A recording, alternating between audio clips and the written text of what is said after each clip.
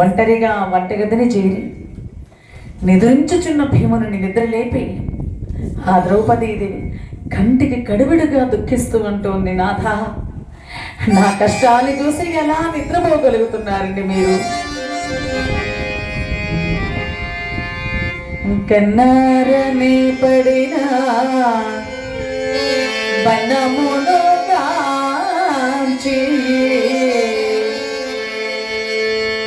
కన్నారనే పడిన బనమును కాంచి పెనున వినురచు చున్నాడవారాగా,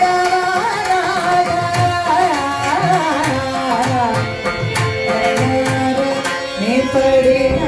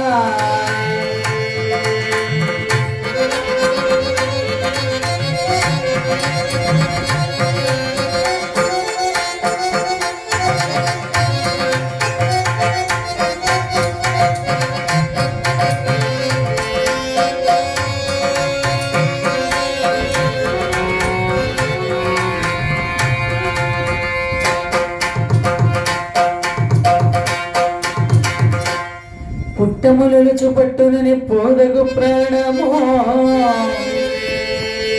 సింధురాజు చేయనట్టుల బన్నమందుటకై నిలచ, మరి ఎంతకు పోవకు ఈ చెట్టకు ఈ జగాతముని చేయనవమానమందుటకై నిలచ, అక్కట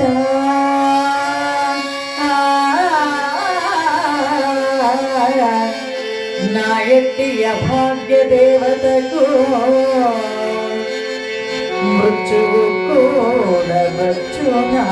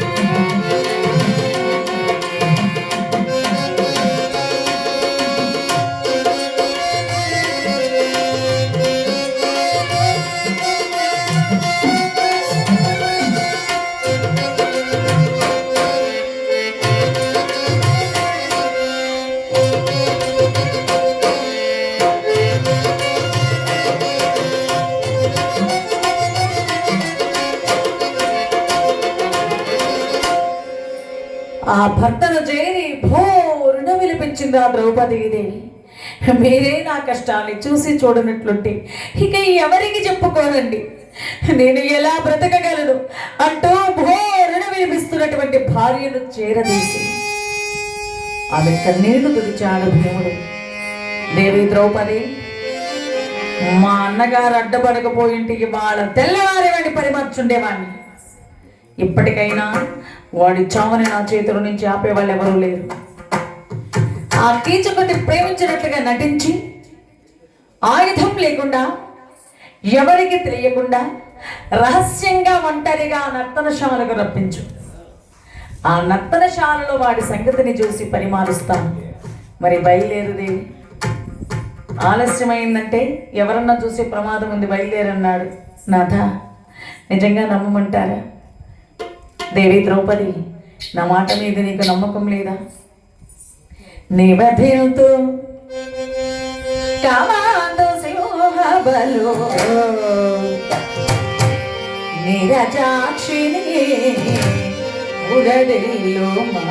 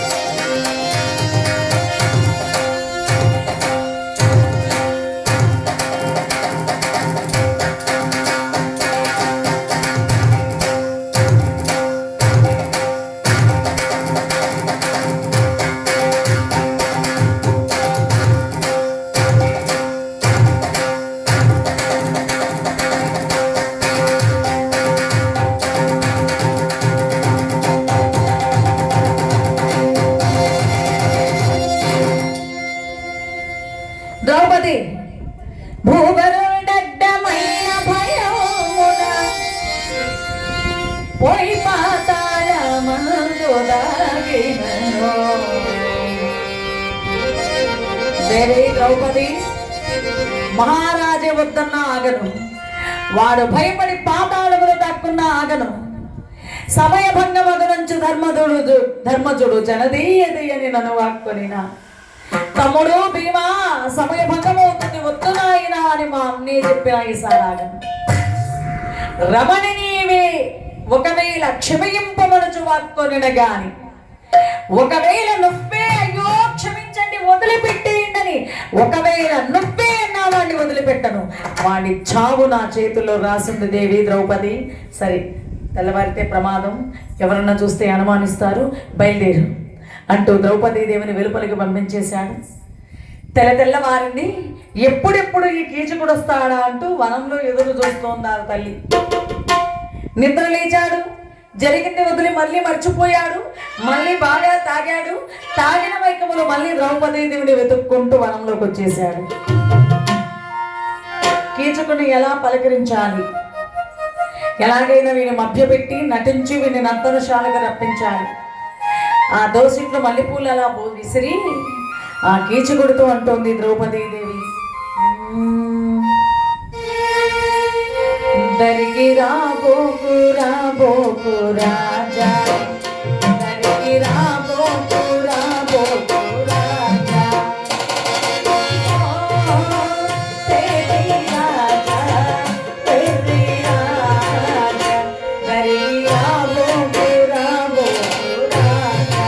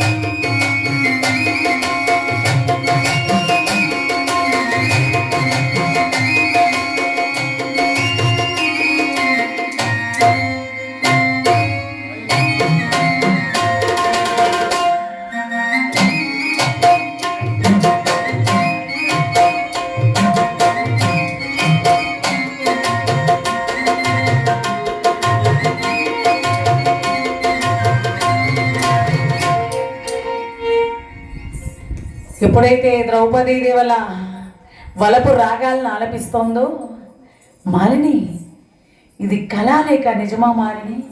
ఆహా ఏమిటి ప్రేమ, ఈ అనురాగం, నిన్నంత రాద్ధాంతం చేశావు, ఇవాళంత ప్రేమ కురిపిస్తున్నావు, ఏమిటి విషయం అన్నాడు. కీచక నీకు ముందే చెప్పానుగా, నా భర్తలు గంధర్వుల 5 నిన్న మనల్ని ఇద్దరిని చూస్తూనే ఉన్నారు, అందుకని నిన్నలా నటించాల్సి వచ్చింది. ఇవాళ వాళ్ళందరూ వాళ్ళ పనుల్లో ఉన్నారు, నా మనస్సులో మాట చెప్పిపోదామని వచ్చాను. ఇవాళ రాత్రికి ఒంటరిగా ఆయుధం లేకుండా నువ్వొక్కడివే నర్తనశాలకు వచ్చావంటే అక్కడ నీకోసం 1000 కళ్ళతో ఎదురు చూస్తుంటాను. కీచక మాలిని చాలా మంచి మాట చెప్పావు, శుభవార్త, చాలు నా జన్మకు నాకు ఈ యొక్క అదృష్టం. మరి ఇంకేమన్నా తెమ్మంటావా? నువ్వు అడిగావు కాబట్టి చెబుతున్నాను కీచక. సరిగ్గా నీ పొడవున్న 2 వెదురు తప్పులు తీసుకురా. ఇవెందుకు? మోసుకోబోయి అంటే ఆమె భర్తలకు ఆయుధం లేకుండా రమ్మనిందిగా నన్ను. ఒకవేళ ఆమె భర్తలు కనుక గంధర్వులు వస్తే కొట్టడానికై ఉంటుంది, లేకపోతే ఎందుకు ఉంటుంది ఇది? సరే తెస్తా, ఇంకేం కావాలి? అడిగావు కాబట్టి చెబుతున్నాను కీచక. ఒక సట్టి, అందులో అన్నం, ఒక కోడి పెట్ట, శుక్రవారం కదా, ఒక కోడి పెట్ట, బొరుగులు, తమలపాకులు, చిల్లర కాసులు, 3 టెంకాయలు,